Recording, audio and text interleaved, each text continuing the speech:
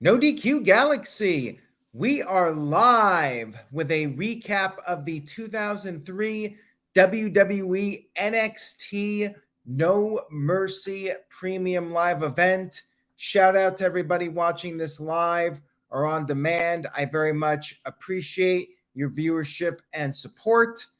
Let's get right into this recap.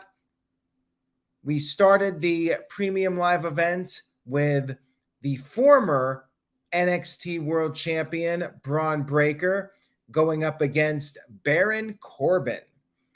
Bron Breakker, channeling Mantar, had an animal hood over his head for his entrance. He had the dog. And then Baron Corbin was channeling the American Badass, The Undertaker, coming out to the ring on a motorcycle. Breakker went right after Corbin. They brawled in the crowd. Breakker started attacking the security guards that got in his face. They got back in the ring. The match officially started after a few moments of chaos. They went back and forth. Corbin hit the deep six, but Breakker was able to kick out. They exchanged blows. Breakker sent Corbin to the outside of the ring. Breakker charged at Corbin, but Corbin ended up putting Breakker through the announce table. Breakker managed to do the Undertaker setup since Corbin was coming out there like the American Badass. Breakker was like the dead man. He sat up. He got up before Corbin and speared Corbin on the floor and then got him back in the ring. But then Robert Stone, who they referred to as Mr. Stone, tried to interfere. Breakker picked him up and threw him to the outside. However, that allowed Corbin to regroup. Corbin hit the end of days and got the 1-2-3 victory. Bron Breakker, former NXT World Champion, losing in the opening match to Baron Corbin. It is what it is. I mean, I really think Bron Breakker should be on the main roster. Corbin looks like they're trying to reinvent him and create a new persona for him. Match was good for what it was. You had the outside interference, which I guess means that Von Wagner-Bron Breakker feud is going to continue, which I really do not care about. I just want to see Breakker go to the main roster already. Corbin's character, I could take it or leave it at this point. His theme song is still lousy. He needs his old music back for one thing. But yeah, match was decent for an opener. We had Dominik Mysterio versus Trick Williams for the North American Championship. Dragon Lee was the special guest referee. Dominik had a black eye. I think that was courtesy of Dragon Lee from their match. Looked pretty nasty. Dominik was not liking the officiating of Dragon Lee, and Trick Williams was able to take advantage of this. Dominik would slip to the outside of the ring, try to regroup. The crowd was chanting, "We want mommy," wanting Rhea Ripley. Dominik did get the upper hand for a while, and then he went for a super kick, but accidentally hit Lee. It was an accident. Trick ducked and Lee got hit. No referee. Trick hit a neck breaker. Another referee came into the ring. Trick went for the cover, but could not put away Dominik. Trick targeted the injured eye and went for another pin, but Dominik kicked out. And then Dominik recovered, but accidentally took out the second referee. Dominik then went for the frog splash, but missed. Trick went for another cover. Once again, no referee. And this definitely felt like Trick was going to lose, when they have the phantom pin where there's no referee, they tend to lose the match. Lee was finally recovering. Dominik tried to use the NXT championship, but Trick ended up delivering a jumping knee, knocking the title right into Dominik's face, and then Trick made the cover. Lee got back in the ring, made the 1-2-3 count. Trick Williams is your new North American champion. I was not expecting this. Building Nexus sent in a $2 super chat, says, Dragon Lee better watch his back.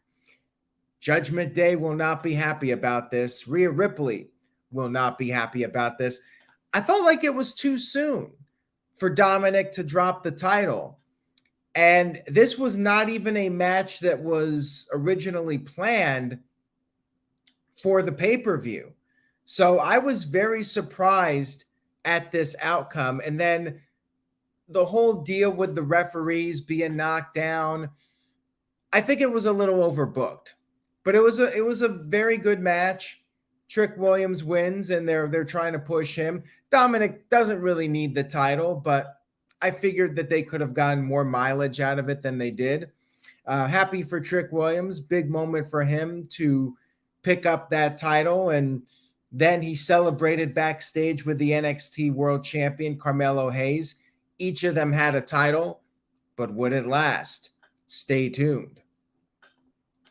We had a 4-way tag team match. We had the family, the champions, Tony D'Angelo and Stax, against OTM, which I guess stands for Out of the Mud.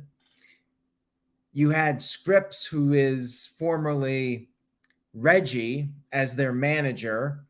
And then you had the Creed brothers, Brutus and Julius, and then Humberto and Angel. They were on the main roster. Now they're in NXT. On paper, I did not care about this match. It was pretty good, but never really got out of first gear for me. They did do an angle with Tony D'Angelo where he appeared to have been legitimately injured. You had the officials coming down. They escorted him to the back, but it was basically the same deal as Bianca Belair from SummerSlam, where you thought she might have been hurt legitimately, but it was all part of the storyline. Stax was out there by himself, and you had everything start to break down. The Creed brothers were on fire. They were doing some impressive stuff. And then Tony D made his return. He came out there despite the officials telling him not to get back in the ring. He did, and they did a spot which, you know, it gets the pop, the "this is awesome" chants, but it's a little over the top. You know, something that AEW would do, and WWE does it too. You know, they do these spots with everyone, and in this case, there were 4 superplexes done at the same exact time. It just looks so choreographed, but it's a crowd pleaser. So what can I say? The crowd loved it. They popped huge for it. The 4 suplexes, all 8 guys doing the spot at the same time. Perfectly choreographed. Crowd absolutely loved it. So there you go. The people buying the tickets to the show, they enjoyed it. I'm just not the biggest fan because it looks so choreographed. Anyways, the family got the win. They picked up the victory, double team finisher, got the 1-2-3. I did pick the family to retain here. Figured they would keep their momentum going. I saw no point in Angel and Humberto winning the titles. And by the way, what's up with their knockoff of the Wolves from Impact Wrestling? They got the little scratch print on their chests, just like the Wolves did in Impact Wrestling. It was kind of goofy. And I'm not sure what to make of the OTM tag team. Seems like a generic CAW tag team, at least up to this point. Creeds looked great, but for whatever reason, they did not get the titles here. Another team I think should be on the main roster pretty soon. Like, those guys are pretty awesome. So yeah, match was good. Didn't think it was a classic or anything, but it was solid. And then we had Noam Dar, who I remember being affiliated with Alicia Fox. Haven't really seen him wrestle in like 3 or 4 years. He went up against Butch, formerly Pete Dunne, in a Heritage Cup match, which basically was a 6-round match. There's 6 3-minute rounds, kind of like a boxing match, sort of. So Butch was doing the joint manipulation, and Dar managed to last to the end of the first round, and then immediately when the bell rang, Butch let go of the hold, and Dar took a cheap shot. Then in the second round, Butch started to regain the upper hand, but Dar's entourage, he had 4 people outside the ring. Tyler Bate was there, but one person against 4. The 4 were able to interfere, and Dar got the first fall in the match. And then Butch evened it up in the third round with the bitter end, and it continued on. 4th round, 5th round, no falls, but Butch did stomp on the fingers right after the bell rang in the 5th round, getting a little bit of revenge on Dar for taking the cheap shot after the bell rang. And during the final round, Butch did hit the bitter end again, but this time Dar kicked out of it, and then Butch applied an armbar. Gallus then showed up to interfere on top of the other interference. Butch went after Gallus, but then he got laid out while the referee was distracted. There were so many people out there, and Dar then pinned Butch, got the 1-2-3 victory. I mean, the match was good, and I do credit WWE for doing something different. I will say that it's a different type of match from the norm, but all the outside interference, it was a little bit much. So that was a recurring theme here in these early matches. Like, we had a lot of outside interference, a lot of shenanigans. And I think for the premium live events, I would prefer if they just did straight clean finishes. But, you know, Butch is a main roster guy, so you got to protect him in the loss. It was just, it was a bit over the top. And then they're like, oh, Tyler Bate's going to even the odds, so, you know, everything will be good. Well, it wasn't. We had our NXT World Championship match in the semi-main event position. Carmelo Hayes versus Dragunov for the championship. These guys had a match a couple months back, and this was on par with that match. Another potential match of the year contender. Excellent match with these guys. I mean, they are just unbelievably talented, and they got that chemistry.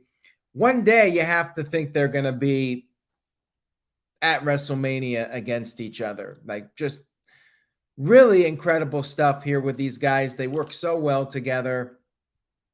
Dragunov was dead serious on winning this title. He took it to Hayes right off the bat, but then Hayes got fired up, and then Dragunov wiped out Hayes with a big clothesline, took control, did the machine gun chops in the corner. Hayes fought back and then connected with an enziguri, and then Hayes came off the ropes with a springboard bulldog.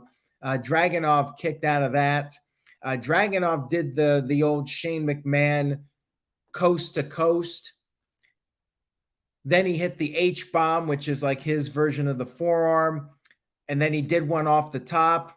Still could not put away Carmelo. Then Hayes gave Dragunov a cutter off the floor off the apron to the floor. And the crowd was chanting NXT, chanting "This is awesome." Dragunov finally got the win, coming off the top with an H-bomb forearm, pinned Hayes to win the title. I should have picked Dragunov considering he lost the first match, but I actually picked Carmelo to retain. Again, maybe he did not need to win this, and it's a sign he'll be going to the main roster soon.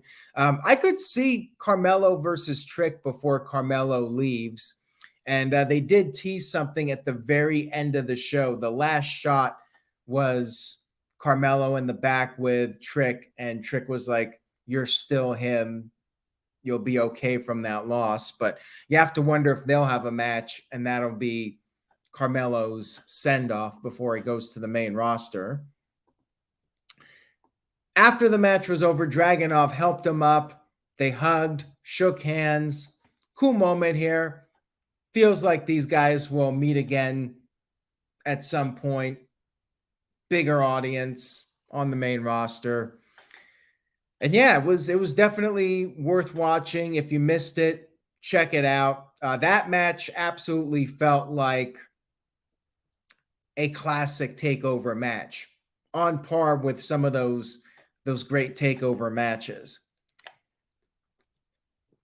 And then we had the main event of the evening, Becky Lynch versus Tiffany Stratton in an Extreme Rules match. Great match here with these two.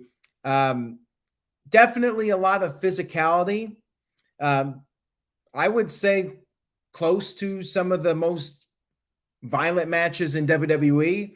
Not like AEW level of violence. I mean, they obviously have the limitations, but they definitely went all out. And as far as women's hardcore matches go, I thought this was top tier. Like, I can't really think of a lot of matches that were better than this as far as women's hardcore matches go. Tiffany had some brass knucks, and Becky responded with the old Terry Funk shopping cart of plunder. She had all sorts of weapons. She had a helmet and kendo stick. They fought in the crowd right away. They were fighting in the stands, and I guess a fan, maybe it was an actual fan, I don't know, but someone handed Becky a necklace, and she used the necklace as a weapon in the stands, and they came back by the ring, and Tiffany was bleeding. I'm sure it was hard way, bleeding on the side of her face, and she used the steel steps. She gave Becky a suplex on the floor, and then she brought a toolbox into the ring. She hit Becky with the toolbox, and I did want to note that Becky's shirt had a tribute to Bray Wyatt on it. That was a nice touch. Tiffany used a wrench from the toolbox as well as a crowbar. Tiffany also had a hammer, so it was pretty violent for a women's match on a PG show. Although she missed the shot, did not connect with the hammer. And then this was maybe a polarizing moment. Becky had a bag, and if you've seen hardcore matches, you think, oh, they're going to have thumbtacks or broken glass. They were broken Barbie dolls. A little goofy, and the crowd, I felt like the crowd was very let down by this. Like, they were expecting thumbtacks or broken glass, probably from watching AEW. It was kind of lame, in my opinion. Like, it's creative, but at the same time, like, okay, come on, Barbie dolls, like, you're using Barbie dolls as a weapon. And yeah, Tiffany got dropped onto the doll pieces and then rolled to the outside. Becky was throwing these Barbie doll pieces at her, and she was trying to shield them with the trash can lid. It was creative, but a bit goofy, in my opinion. And they used the actual trash can, and Becky pulled out a table because, fans chant, "We want tables." And what was really interesting was she pulled out a barbed wire bat. So yeah, They had a hammer and a barbed wire bat, although neither were actually used because Becky swung the barbed wire bat and missed. So nobody actually got hit with the barbed wire bat. And Tiffany Stratton sent Becky through the barricade. That got a holy shit chant from the crowd. And then Tiffany laid out Becky on the announce table, or not the announce table, the table that Becky pulled from under the ring.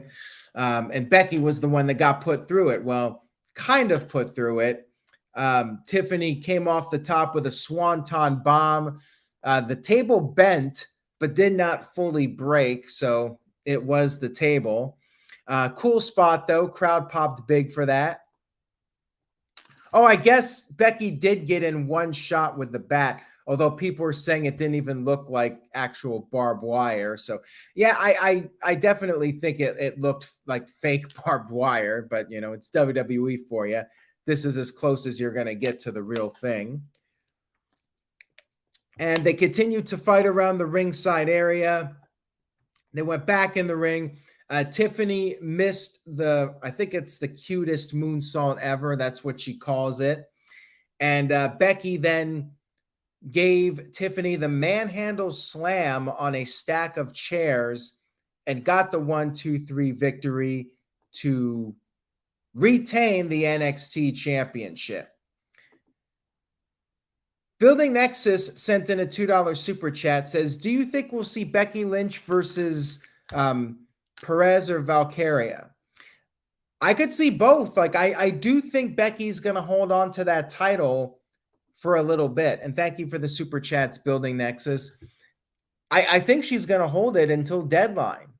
And then she'll drop it in time for the Royal Rumble. And wouldn't shock me if she ends up winning the Rumble. But yeah, I would expect Becky to hold on to that title. And I know people, you know, Mr. Mayhem said Becky shouldn't have won. But the whole point of this is to keep Becky busy until WrestleMania season. So, you know, they got to keep the title on her for now, because if she loses it, then why is she staying in NXT? So this is just a way to keep her in NXT. And Tiffany had a great showing. I mean, she definitely, I think she's on the path to be one of the next big stars of the main roster.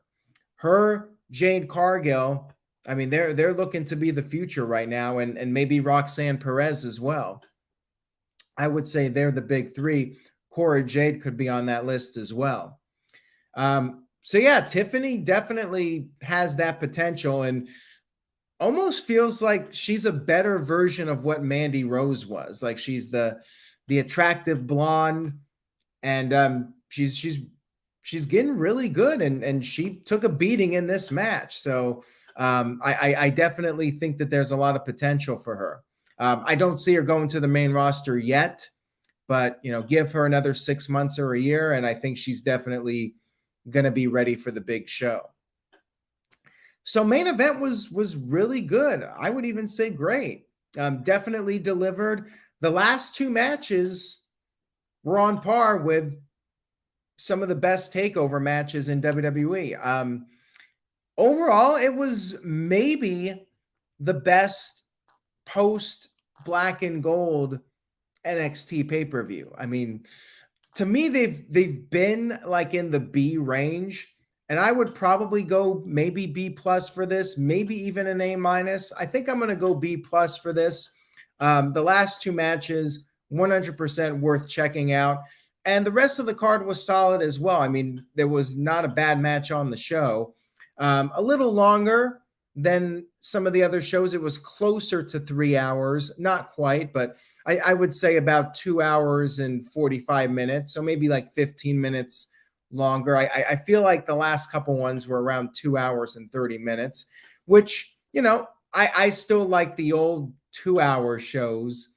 But 2.5 is pretty solid. If you get under 3, you know, I like it. So very easy watch. And especially the last two matches, I think are worth your time checking out. So that's what I had to say about NXT.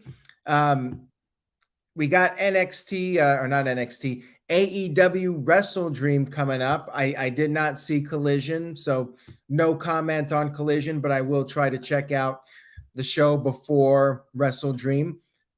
Pay-per-view coverage will be Sunday night on NoDQ.com, so check that out, and I will be back probably after midnight to recap the NXT, I keep saying NXT, the AEW Wrestle Dream pay-per-view. That'll be probably early Monday morning.